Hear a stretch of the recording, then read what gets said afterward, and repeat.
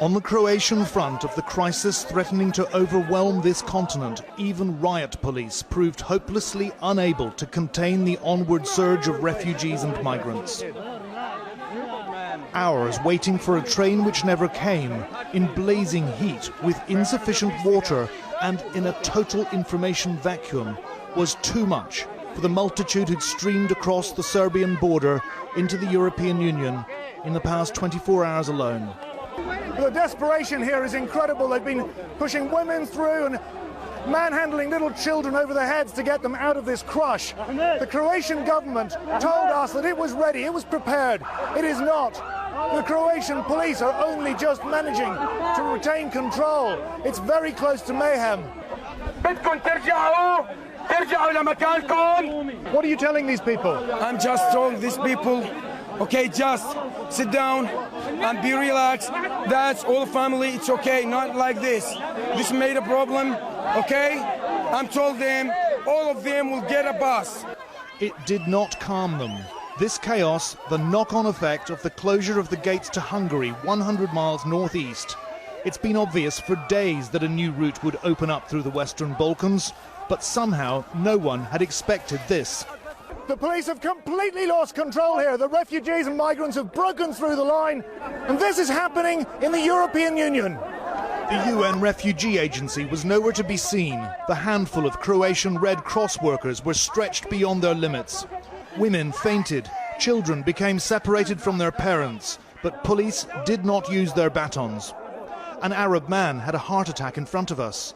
Journalists attempted CPR. There were no medics. He stopped breathing several times. The Croatian police looked on. Eventually, we ran to find an ambulance. We don't know if he survived. From early morning, fresh arrivals had streamed across the fields to Tovarnik station, just 500 meters inside Croatia. Thousands crowded onto the railway tracks. They'd been told a train was coming to take them to Zagreb. There were Afghans, Syrians and Iraqis. There were Somalis and Eritreans too. Many here acutely aware that in Western Europe, where they're headed, there are large numbers of people who do not want to let them in. This family from Homs in Syria are from a Muslim minority turfed out of southern Russia more than a century ago. The people in Europe, I think they're more civilization that they are. They must think another way, by another way. We are peaceful people. We want to live in peace because we leave Syria to live in peace in Europe. As the temperature rose, so did the frustration. No sign of any train. Croatia's interior minister turned up. Are you overwhelmed? Absolutely, yes. Because this country, in this moment, the figures are very important. During the 9 months, Croatia has 1,500 illegal migrants altogether. We have in these 24 hours 6,500. And you are asking me, are we over? Yes, absolutely yes. He said he'd spoken to the UN Refugee Agency to inform them that this was their problem now. The president has asked the army to protect Croatia's frontiers from what he called illegal migration.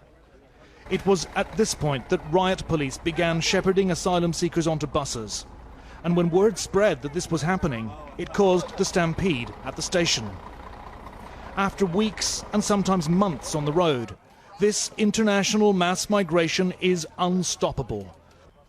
There has been barbed wire and tear gas, water cannon, boat capsizes, thirst, hunger and exhaustion, but they keep on coming and they keep on keeping on.